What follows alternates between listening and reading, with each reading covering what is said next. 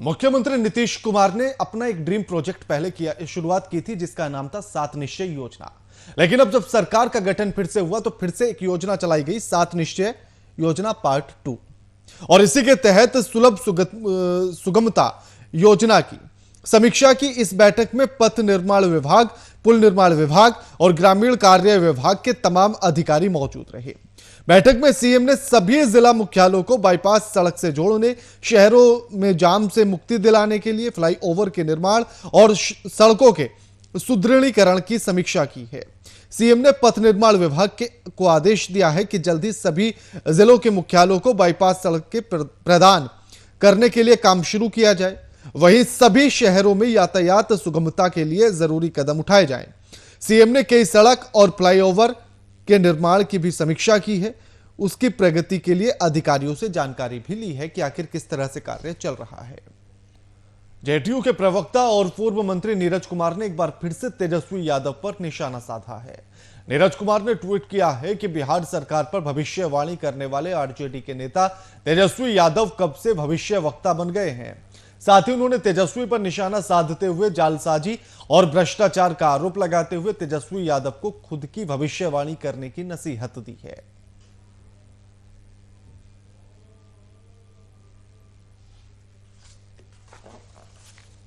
भाषाई जाल को सुनो, पिंजरे के भीतर से दागी को सुनो।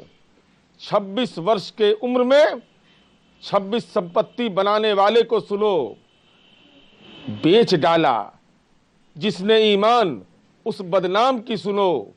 भविष्यवाणी करता भ्रष्टाचारी के राजनीतिक जमात को सुनो। अपराधियों के पनाहगार अत्याचारी को सुनो। अपनी कुंडली पर बैठा कुंडलीबाज सरकार के भविष्य पर बोले जालसाज। ढोंगी फरेबी की कैसी कसमकस, खुद को बताता 21वीं सदी का नास्त्रेद। मुजफ्फरपुर में भगवानपुर में एक निजी सभागार में एक ट्रक एसोसिएशन ने बैठक की। इस बैठक में ट्रक एसोसिएशन ने नीतीश सरकार के लाए गए काले कानून का विरोध किया और 7 जनवरी से बिहार ट्रक ऑनर एसोसिएशन सरकार के खिलाफ डेरा डालो का अभियान चलाएगी। सरकार ने एक काला कानून लाया है जिसमें है 14 चक्का से 22 चक्का की ट्रकों को बालू गिट्टी नहीं लादा जाए सख्ती से, और लादने में पकड़े जाने पर शराब के ऐसे उस गाड़ी का ऑक्शन कर दिया जाएगा। 6 चक्का से 12 चक्का की गाड़ियों का डाला काट दिया जाए। हम उसके विरोध में, सरकार ने उसमें लिखा है जो ओवरलोड के कारण ये कानून हमको लाना पड़ा, तो हम 2008 से ही ओवरलोड खत्म करने के लिए माननीय उच्च न्यायालय का 2 बार हमने दायर किया। माननीय उच्च न्यायालय ने आदेश भी किया। इस खबर पर हमारे साथ हमारे ब्यूरो चीफ मुजफ्फरपुर से शिवशंकर झा फोनलाइन पर जुड़ गए हैं। शिव, ट्रक एसोसिएशन ने आज एक बैठक की है और जिसमें अब सरकार के खिलाफ घेरा डालो की नीति बनाने के लिए तैयारी कर ली है। पूरी जानकारी क्या कुछ है? जी मैं बता दूं राणा साहब कि मुजफ्फरपुर में आज एक बैठक की गई। बैठक के दौरान आज ट्रक एसोसिएशन के द्वारा लगातार बैठक की जा रही है, जिसमें अगर आज के प्राथमिकी हाईकोर्ट में करने की बात कही गई है। अगर सरकार इस चीज को वापस लेती है, इस नियम, किस कानून को, तो फिर आगे भी कार्रवाई करेगी। और ट्रक बैठाओ डेरा डालो का नारा लगाते हुए उन्होंने कार्रवाई की। शिव, अगर बात की जाए तो पिछले काफी दिनों से ट्रक एसोसिएशन सरकार को लेकर यह चेतावनी दे रहा है, लेकिन सरकार उसके बाद भी उनकी आवाज को सुनने के लिए तैयार नहीं है। इतनी लापरवाही क्यों? इतनी लापरवाही इसलिए की जा रही है पे कोई किसी का मतलब मनमानी, सरकार खुद को मनमानी करती है, जहां कोई किसका कोई सुनने वाला नहीं। और इसी परिणाम को लेकर के कल 7 तारीख से ट्रक 22 चक्का तक सभी को जाम करेगी। सर जी, शुक्रिया आपका हमारे साथ ये तमाम बातचीत करने के लिए। शवदाह से न हवा प्रदूषित होगी और ना ही नदी का पानी और ना ही लकड़ी की खपत होगी। और सबसे बड़ी बात, दाह संस्कार हिंदू रीति रिवाज के अनुसार ही होगा। दरअसल प्रदूषण मुक्त शवदाह की यह व्यवस्था मुजफ्फरपुर शहर के सिकंदरपुर मुक्ति धाम में की जा रही है, जिसका उद्घाटन करने आज बीजेपी सांसद अजय निषाद पहुंचे हैं। आज के जो उद्घाटन समारोह हुआ उसमें एक काफ़ी विशिष्ट अतिथिगण लोग आए, काफ़ी लोग आए और लोगों ने संबोधित किया। काफ़ी लोग में ये कार्यक्रम काफ़ी दिनों से मतलब कि स्थगित था किसी न किसी कारण से, लेकिन ईश्वर की कृपा से सब कुछ अच्छा होता रहा। और आज का दिन ऐसा है कि आज उद्घाटन हमारे पिताजी जो 90 साल के हैं, वो भी हिम्मत करके, वो जबकि नहीं कहीं सीढ़ी से भी नहीं उतर पाते हैं, लेकिन सीढ़ी से उतर करके आए यहाँ पर। धाम में जो ये सब का जो दाह संस्कार के लिए जो ये लोकार्पण हुआ है, इसके लिए मैं विशेष रूप से अरुण जी को, डॉक्टर अजय जी को, बबलू चौधरी जी को मैं दिल से आभार प्रकट करूंगा कि उन्होंने निजी कोष से इसका निर्माण कराया है और दान भी दिया है।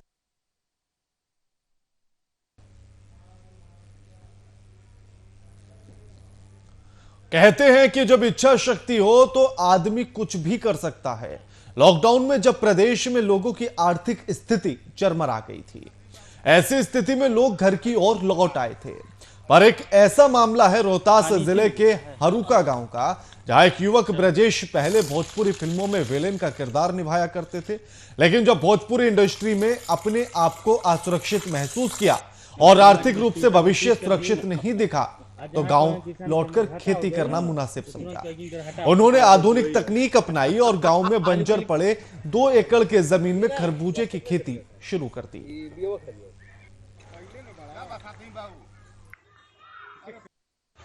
सर, आपकी लागत कितनी है और कितने में खेती किए हैं?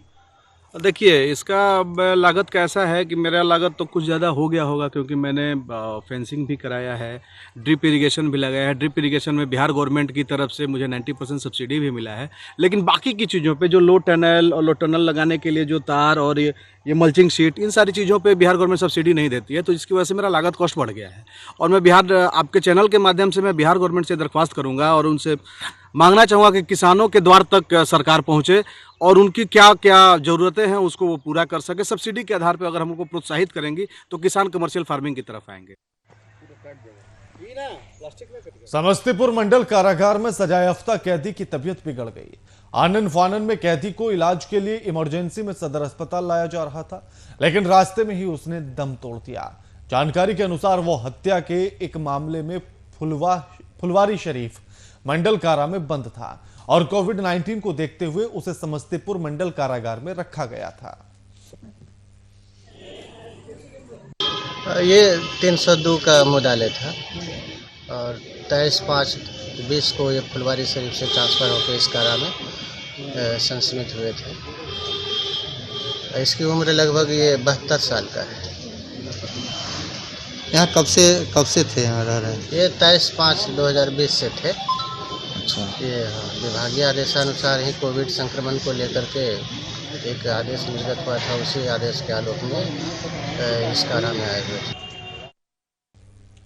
मुजफ्फरपुर पुलिस को एक बार फिर से बड़ी सफलता हाथ लगी है। पुलिस ने अलग अलग थाना क्षेत्रों में कुल 8 अपराधियों को हथियार और चोरी के सामान के साथ गिरफ्तार किया है। दरअसल पकड़े गए अपराधी लूट और छिनतई गिरोह से ताल्लुक रखते हैं। वहीं पूरे मामले की जानकारी एसएसपी जयकांत ने प्रेस वार्ता कर दी है। पिछले 24 घंटों में अपराधियों के विरुद्ध कार्रवाई में मुजफ्फरपुर पुलिस को बड़ी सफलता मिली है। इसमें एएसपी वेस्ट के नेतृत्व में बनाई गई टीम ने विभिन्न जगहों पर रेड की। रेड के दौरान 8 अपराधियों को, जो कि लूट और डकैती के कांडों से संबंधित थे, उनको गिरफ्तार किया गया। इनके पास से 4 कंट्रीमेड वेपन, 7 राउंड गोलियां, 1 बाइक और अन्य सामान बरामद किया गया। जमशेदपुर के बिष्टुपुर में अपराधियों का तांडव देखने के लिए मिल रहा है, जहां हरिजन बस्ती में 38 साल की युवती की हत्या कर दी गई। घटना के बाद अपराधी मौके से फरार हो गए और घटना की जानकारी बिष्टुपुर थाने में दी गई। वहीं सूचना पाकर पुलिस मौके पर पहुंची और पूरे मामले की जांच में जुट गई है।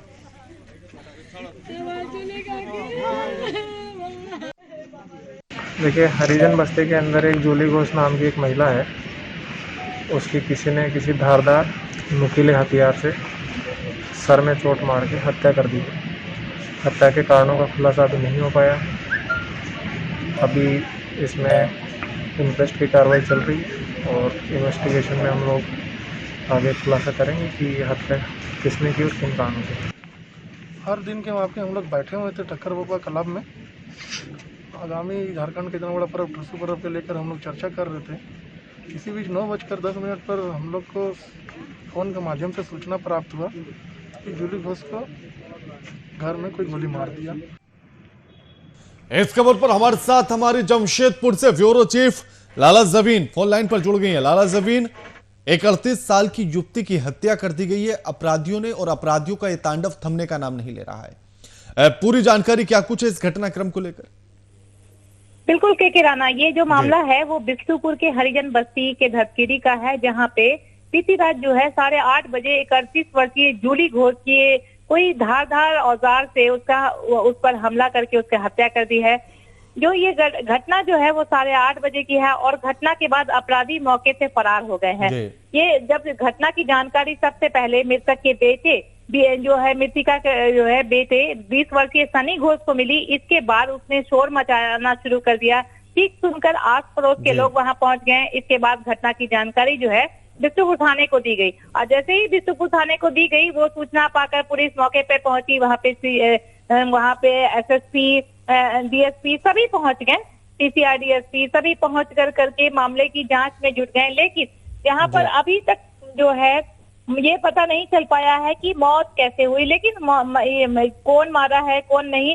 ये भी मैं बता दूं कि पहले भी ये जो है पूर्व में उनके पति की हत्या कर दी गई थी और अब जो है पत्नी की हत्या कर दी गई है। तो ये कहीं ना कहीं किसी पर कोई परिजनों ने शक या कोई संदेह जताया हो?